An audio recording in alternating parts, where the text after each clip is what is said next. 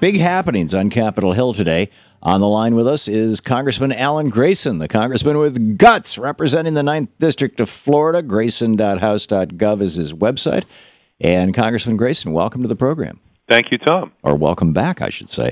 So you are putting something onto the tell me about it. I'm not sure what the language is to describe what you're doing.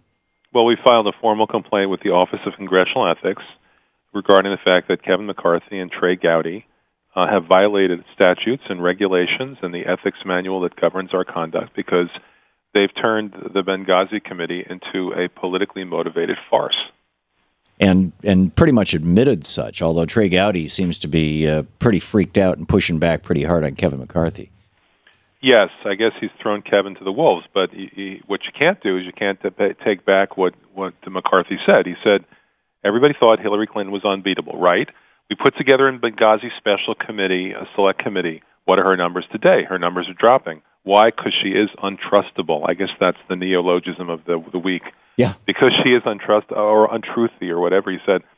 But nobody would have known that any of that had happened had we not fought and made that happen. Well, what they've done is they've fought and made the waste of $4.5 million of taxpayer money happen.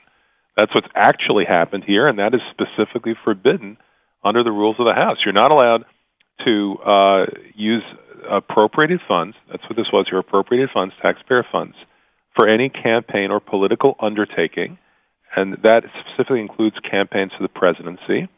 And that rule applies whether a member is a candidate himself or just seeking to support or oppose any other candidate.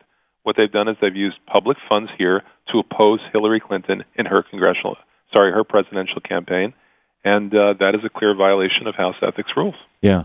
Is it also a violation of the law? Yes, because the law says that you can only spend appropriated funds in accordance with the relevant rules. That's 31 U.S.C.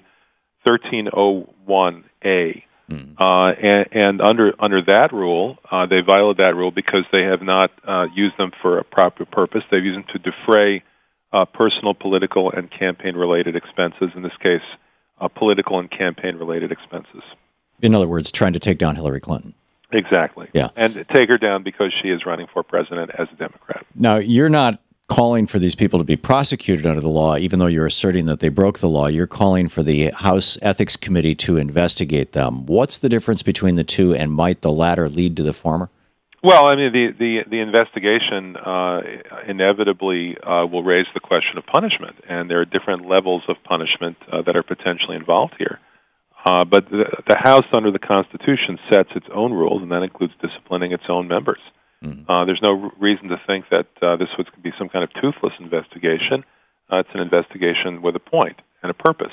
That's, first of all, to end the farce, and secondly, to punish those who are responsible for it.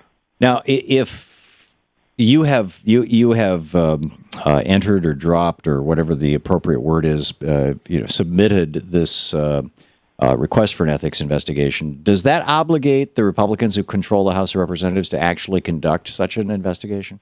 Well, we submitted it to the Office of Congressional Ethics, which has a very large staff. Mm-hmm. And when you submit it to the Office of Congressional Ethics, what that means is that you trigger a staff investigation. So there will be and the staff is nonpartisan? To determine initially whether there's been a plausible case that the law has been broken here. And then the staff will make recommendations to the committee. But the staff's own investigation can, and in this case should, take on a life of its own before there's any kind of vote before the committee. Now, the committee itself is equally divided between Democrats and Republicans. It's one of the few committees in Congress that actually are that way. There's 5 Democrats, there's 5 Republicans. Interestingly enough, Trey Gowdy is on the committee. Oops. He's also he's the chair of the Benghazi committee. Will he have to recuse himself? One would certainly think so. Would certainly think so. Maybe Susan Brooks as well, since she's also on the Benghazi committee and on the ethics committee. But the chair is Charlie Dent. Charlie Dent is what passes these days for a moderate Republican. He's not exactly a Javits Republican or even a Rockefeller Republican, but he's a moderate Republican. And presumably if the staff does conclude that laws have been broken and rules have been broken here, that will put a certain amount of pressure on the Republicans on the committee to do the right thing. What's the timeline on this, Congressman Grayson? Usually the staff tries to complete its work within 60 days or so. So within a couple of months.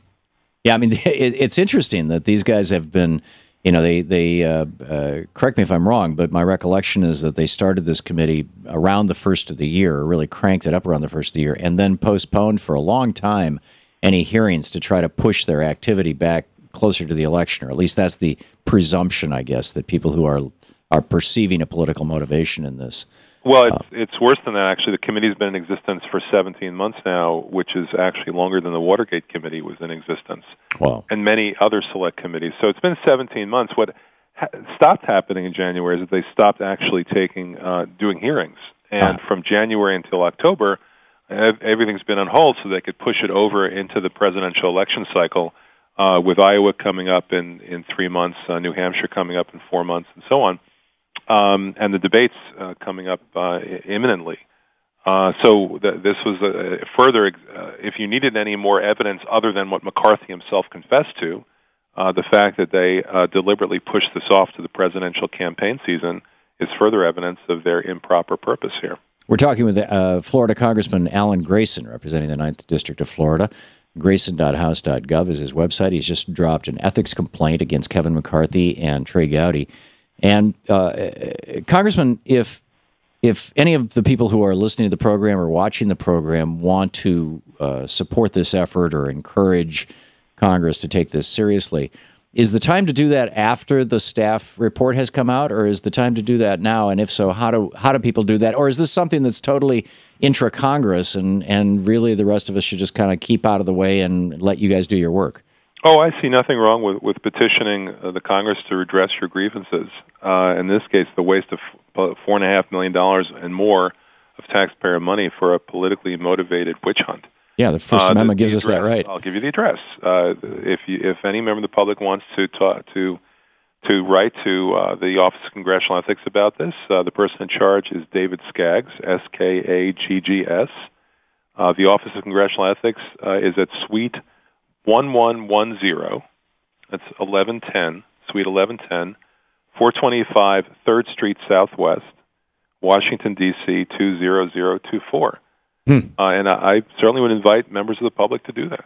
Yeah, yeah. And we will put that address up on our various social media and website and whatnot things. That's great.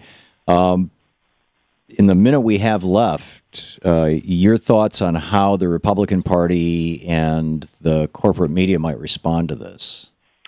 Well, already they've tried to take it back, and we had Trey Gowdy saying publicly that Kevin McCarthy is wrong, throwing him to the wolves. But you can't. I mean, they stand accused of the things they've said.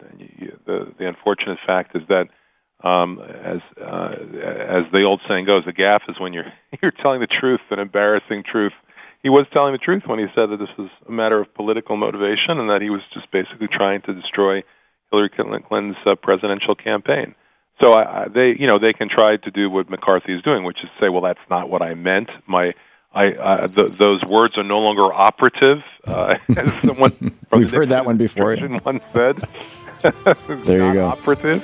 Okay. They can try all sorts of verbal contortions, but for that one inadvertent moment, they were telling the truth, and that's all you need to know. There you go. Congressman Alan Grayson, grayson.house.gov, the congressman with guts representing Florida's 9th District. Sir, thank you so much for dropping by, and this is going to be fascinating to watch. Thank you. Thank you, Tom. Great talking.